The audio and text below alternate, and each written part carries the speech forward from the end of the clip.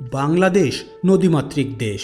পদ্মা, মেঘনা, ব্রহ্মপুত্র বিধৌত বাংলাদেশ পৃথিবীর বৃহত্তম বদ্বীপ। ছোট বড় মিলে অসংখ্য নদী দেশটিকে জালের মতো জড়িয়ে রেখেছে। নদীগুলোই এদেশের প্রাণ। নদীগুলোর দুপাশেই গড়ে উঠেছে সহস্র নগর ও বন্দর। নদীগুলোর কোনোটি ছোট, আবার কোনোটি বড়, কিন্তু প্রতিটি নদী নির্দিষ্ট অঞ্চলে তার নিজস্ব অবদানের ক্ষেত্রে স্বমহিমায় স্বীকৃত। তবে নদীগুলো পাহাড়ি বৃষ্টিপাত ও হিমালয়ের বরফ গলা পানি বয়ে এনে প্রায় প্রতি বছরই ঘটায় বন্যা। ডাকহরকরার এই পর্বে আমরা জানব বন্যার ধরন, কারণ, ইতিহাস ও দেশের ভয়াবহতম বন্যাসহ আরও অনেক তথ্য। ভিডিওটি শুরুর পূর্বে আপনাদের নিকট অনুরোধ, আপনি যদি এই চ্যানেলে নতুন হয়ে থাকেন তবে চ্যানেলটি সাবস্ক্রাইব ও নোটিফিকেশন পেতে বেল আইকনটি ক্লিক করে আমাদের সাথেই থাকুন।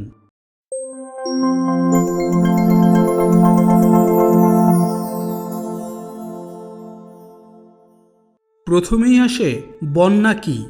বন্যা হলো স্বাভাবিকের থেকে পানির উচ্চ প্রবাহ, যা কোনো নদীর তীর অতিক্রম করে আশেপাশের সমভূমি প্লাবিত করে এবং সাধারণ জনগণের দুর্ভোগের কারণ হয়। এদেশের বৃহৎ নদীগুলো পাহাড়ি বৃষ্টিপাত ও হিমালয়ের বরফ গলা পানি এনে প্রায় প্রতি বছরই বন্যা ঘটায়। বাংলাদেশে বছরের জুন থেকে সেপ্টেম্বর মাস বন্যা মৌসুম। কখনো কখনো আগাম বা দেরিতেও বন্যা দেখা যায়।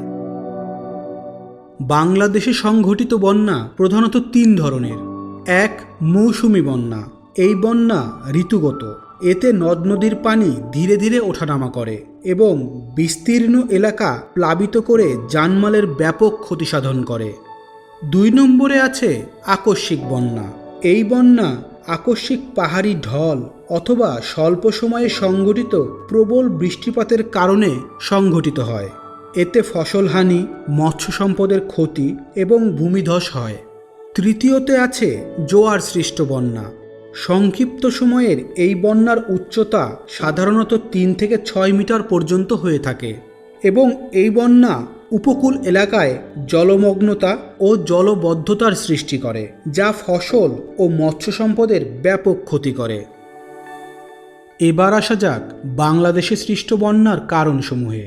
উজান থেকে নেমে আসা ঢল এবং অতিবৃষ্টির কারণে প্রতি বছরই এদেশে বন্যা হয়, তবে বেশ কয়েকটি কারণে এর তীব্রতা বাড়ে। প্রধান কারণটি হচ্ছে অতিবৃষ্টি।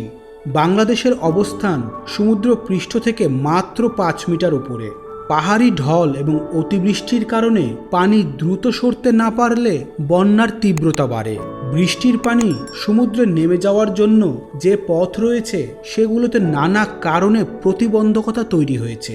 বিশেষ করে নিচু জমিগুলো ভরাট হয়ে যাওয়ার কারণে পানির আধারগুলো নষ্ট হয়েছে। পাহাড়ি ঢলের সঙ্গে আসা পলিমাটির কারণে ভরাট হয়ে নদী, উপনদী, খাল ও অন্যান্য চ্যানেলগুলো নাব্যতা হারিয়েছে।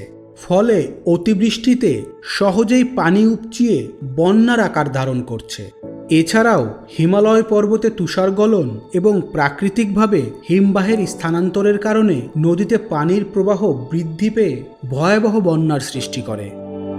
এই বন্যা যে শুধু মানুষের জীবনকেই বিপর্যস্ত করে তা না, এর ফলে দেশ ব্যাপকভাবে আর্থিক ক্ষতির সম্মুখীন হয়। বন্যায় রাস্তাঘাট, মৎস্য ও ক্ষেতখামার ডুবে যায়। নদী প্রধান অঞ্চলগুলোতে বন্যায় মানুষের ঘরবাড়ি নদীগর্ভে বিলীন হয়ে যায়। ফলে অনেক মানুষ গৃহ ও ভূমিহীন হয়ে পড়ে। বন্যার ফলে প্রতি বছর নানা রকম ফসল নষ্ট হয়, ফলে খাদ্য নিরাপত্তায় নেতিবাচক প্রভাব পড়ে। এছাড়াও খাবার পানি ও পয় নিষ্কাশনের সুষ্ঠু ব্যবস্থাপনার অভাবে নানাবিধ রোগব্যাধির প্রকোপ দেখা দেয়। ভিডিওটির এ পর্যায়ে আমরা জানব বাংলাদেশে বন্যার ইতিহাস সম্পর্কে। বন্যার সাথে এ অঞ্চলের ইতিহাস ওতপ্রোতভাবে জড়িত। এই মৌসুমী প্রাকৃতিক দুর্যোগের কথা মহাভারত, রামায়ণ ও অন্যান্য গ্রন্থেও লিপিবদ্ধ আছে। ৩২১ থেকে ২৯৬ খ্রিস্টপূর্বে চন্দ্রগুপ্ত মৌর্যের শাসনামলে তার অর্থমন্ত্রী কৌটিল্য রচিত অর্থশাস্ত্রে রাজ্যের বিভিন্ন স্থানে বৃষ্টিপাতের পরিসংখ্যান উল্লেখ রয়েছে, যাতে এটাই প্রমাণিত হয় যে বৃষ্টিপাতের হিসাব সম্পর্কে তাদের একটা ধারণা ছিল। ৫০৭ থেকে ৫৮৭ খ্রিস্টপূর্বে জ্যোতিষবিদ বরামিহির বৃষ্টিপাতের পূর্বাভাস দিতে পারতেন। জ্যোতিষবিদ আর্যভট্ট ও ব্রহ্মগুপ্তও বর্ষা মৌসুম নিয়ে গবেষণা করেছেন। বিখ্যাত সংস্কৃত কবি কালিদাস বিরচিত মহাকাব্যেও বন্যার উল্লেখ আছে। আজও বাংলাদেশে কৃষককুল প্রাচীনকালের বিদুষী নারী খনার বন্যা সম্পর্কিত রচনাসমূহ স্মরণ করে, যেমন পূর্ব আষাঢ়ে দক্ষিণা বয়, সেই বৎসর বন্যা হয়, জ্যৈষ্ঠতে তারা ফুটে, তবে জানবে বর্ষা বটে। এ তো গেল প্রাচীনকালের বন্যার কথা। এবার আসা যাক বাংলাদেশে ঘটে যাওয়া কিছু ভয়াবহতম বন্যার কাছে। স্বাধীনতা পরবর্তী ভয়াবহতম বন্যার মধ্যে 1974, 1987, 88, 1998, 2004, 2007, 2017 ও 2020 সালের বন্যা উল্লেখযোগ্য। 1974 সালে ময়মনসিংহে প্রায় 10,360 বর্গ কিলোমিটার অঞ্চল বন্যা কবলিত হয়। মানুষ ও গবাদি সম্পদের ব্যাপক ক্ষতি ও লক্ষ লক্ষ ঘরবাড়ি বিধ্বস্ত হয়। 1987 সালের বন্যা ছিল দীর্ঘস্থায়ী। জুলাই থেকে আগস্ট পর্যন্ত স্থায়ী এই বন্যা 57,300 বর্গ কিলোমিটার এলাকা গ্রাস করেছিল, যা ছিল দেশের মোট আয়তনের 40%। তবে 1988 সালে সবচেয়ে ভয়াবহ বন্যা সংঘটিত হয়। এ বন্যায় 82,000 বর্গ কিলোমিটার এলাকা তলিয়ে যায়। আগস্ট থেকে সেপ্টেম্বর পর্যন্ত স্থায়ী এই বন্যা রাজধানী ঢাকাকেও গ্রাস করে। অন্যদিকে 1998 সালের বন্যায় সবচেয়ে বেশি এলাকা প্লাবিত হয়। এ সময় দেশের 75% এলাকা তলিয়ে যায়। এবছর অতিবৃষ্টির কারণে বন্যা দীর্ঘস্থায়ী হয়। প্রায় 3 কোটি লোক এ বন্যায় ঘরবাড়ি হারায় এবং 1,000-এরও বেশি লোক মারা যায়। 7 লক্ষ হেক্টর জমির ফসল নষ্ট হয়ে যায়। এরপর 2004 সালের বন্যাও ছিল 1988 সালের মতো ভয়াবহ। দেশের প্রায় 2/3 এলাকা পানির নিচে তলিয়ে যায়। 2007 সালের বন্যাকে বলা হয় মহাবন্যা। এতে দেশের 42% এলাকা প্লাবিত হয় এবং 2020 সালের বন্যায় 4 দফায় মোট 33 জেলা কবলিত হয়। প্রতি বছর ঘটে যাওয়া এসব বন্যা থেকে রক্ষা পেতে বর্তমানে বন্যা পূর্বাভাস ও সতর্কীকরণ কেন্দ্র হতে স্বল্প মেয়াদী হিসাবে 5 দিন এবং মধ্যমেয়াদী হিসাবে 10 দিন পূর্বে পূর্বাভাস দেওয়া হয়। বন্যার ক্ষতি ও প্রতিকূল প্রভাব হ্রাস করতে ও অতিরিক্ত পানি সেচ কার্যের ব্যবহারের জন্য বাংলাদেশের সরকার উল্লেখযোগ্য সংখ্যক বাঁধ তৈরি ও খাল খনন করেছে। বন্যায় মানুষের প্রাণহানি কমিয়ে আনা সম্ভব হলেও সম্পদের ক্ষতি হ্রাস করা এখনও একটি বড় চ্যালেঞ্জ।